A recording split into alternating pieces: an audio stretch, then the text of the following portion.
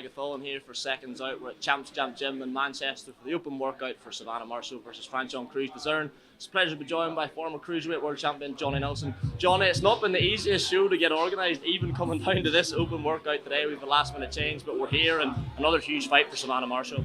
Champs Cam, what a place to launch this from. Champs Cam is steeped in history.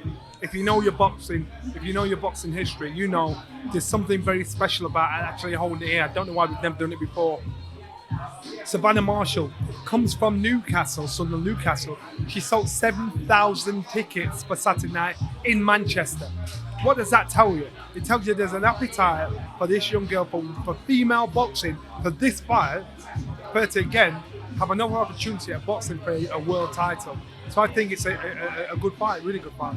Yeah, people in the UK might not be overly familiar with Crews-Dezurn, and Savannah could have been, forgiven for taking a tune-up fight coming off the Clarissa Shields loss, but straight back in for an undisputed title. We did the gloves are off, and Savannah said, "Listen, I don't want for anything less.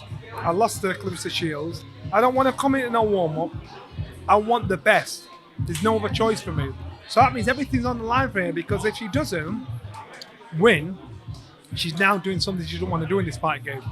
So therefore, I could actually say thinking, you know what, I've not achieved what I want to achieve. I'm walking away. So it's all on the line here. And when we did the gloves were off, Savannah, she was cool. She was collected. She was like, you know what, I know what I've got to do here. She wasn't braggadocious. She said, I'm just going to say what I can do. And that's why when she did it, when we did the gloves off, she was very cool, very measured. She knew exactly what she had to do. As big as this fight is, it feels in a sense like the shadow of Clarissa Shields sort of hangs over it. Do you think it's just as simple as winner gets Clarissa after this? There's a possibility of a rematch. Clarissa will be there Saturday night, putting the pressure on.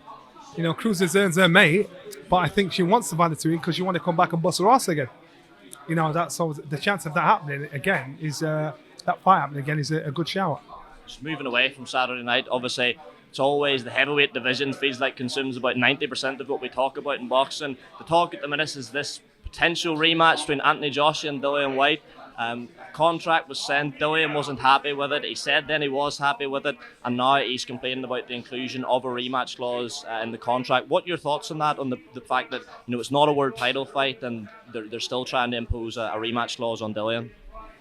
I think Dillian is been so unfairly treated in his whole career, as far as we know, because he's always been that guy that's got the shit end of the stick. He doesn't agree with the things that he's said to have demanded and wanted. He's just gone through the motion. That's why he went on TalkSport and spoke the truth, as far as he was concerned. So let's see how realistic that offer was, because now he's saying, "I'll tell you what, give me what you offered me." We'll just see. We'll just wait and see. And then as well, it's the fact that this deadline's been imposed, and Eddie Hearn was hypercritical of Tyson Fury imposing a deadline on Anthony Joshua. Now sort of the same thing's been applied to Dillian. But you know what? One thing I got to say about Eddie, if you're Eddie's fighter, he'll look after you. We'll fight tooth and nail for you. And now, if you're his fighter, you want somebody like that behind you. Just lastly, sticking with the heavyweight division, it feels as if we've been discussing a potential opponent for Tyson Fury for the best part of 6 months now. He's been calling out fighters from the MMA world, John Jones, Francis Ngannou. The Andy Ruiz talk died fairly quickly. Just what do you think's happening at the minute with Tyson Fury? I think Tyson Fury's not doing himself any favours. I think he's even upsetting or disappointing his own fans, and it's going to be like the boy that cried wolf. And I don't understand it. Tyson Fury's the best fighter in the world. I think he beats them all, but he's talking like a man that he's the only choice, and he ain't. Boxing was here before him. Boxing will be here when he's gone. So he needs to kind of get his head out of his ass and just get on with fighting, do what he's good at. We've got Sugar Hill here, so hopefully he'll be able to apply some clarity in the situation. Just last thing I want to talk to you about, Johnny. Again, it's a topic I feel like we've discussed so much over the last few months, but Conor Benn versus Chris Eubank Jr. being earmarked for Dubai, even though the UCAD suspension with Conor, there's been no resolution to that. What's your thoughts on the look that gives for British boxing and the integrity of the sport as a whole if this fight goes ahead on sort of international territory whilst the case is still unresolved and his guilt still not been established? Well, opinion on the failed drug test is everybody has an individual opinion.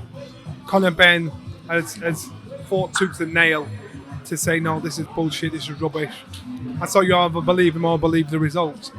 If the fight goes on, listen, the British Boxing Board have done everything they possibly can do to keep their moral compass in regards to saying, look, you failed the drug test. As far as we're concerned, it's this, and this. So guys are just getting on with their career. They're trying to get on with their career. If you agree with it or not, if it happens or not, you know, it's an opinion that we're going to all struggle with. But you'll probably still watch. Johnny, it's getting very loud in here. The open workouts are starting to go out and start. Thanks for giving us a bit of your time. Enjoy the rest of the fight week. Anytime, brother. Anytime. Thank you.